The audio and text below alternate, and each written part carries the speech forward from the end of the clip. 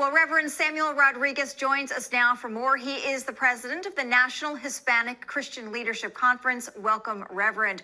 Polls show many Latino voters are moving toward more conservative stances now on issues like the economy, education, and immigration. What do you believe is driving this shift in 2024?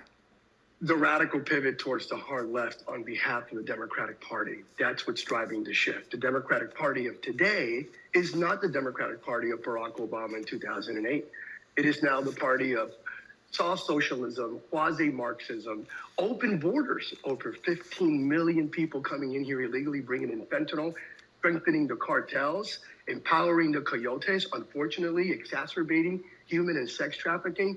And the Democratic Party is now the party that believes that government should have the final word regarding our children. I mean, are you kidding me? 6, 7-year-olds that are questioning their sexuality? The Democratic Party believes that government has the right to dictate the sex of our children. Get your hands off our children. Latinos are saying enough is enough, pivoting towards conservatism. Reverend, you just mentioned the border. Latino voters often feel very strongly one way or the other about immigration policies and having secure borders. How do you see them balancing their priorities as they evaluate candidates who may or may not like a whole lot one way or the other?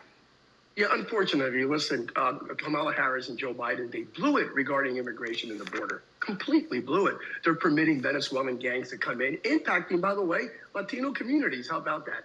When Donald Trump speaks about mass deportation, we want him to focus on mass deportation of those that have come in the past 3.5 years, primarily focusing on those that are of the criminal element. Indeed, we don't want him mass deporting people that have been here 20, 25, 30 years, who are God-fearing individuals paying taxes and so forth.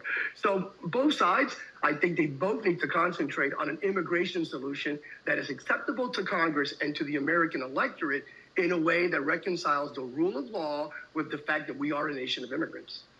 I have to ask you about this. There's been some backlash after a joke made at Trump's Madison Square Garden campaign event by a comedian about Puerto Rico. Do you think this is going to have any effect at all at the polls? A lot of people are being very judgmental about what the comedian said, and they're really upset about it.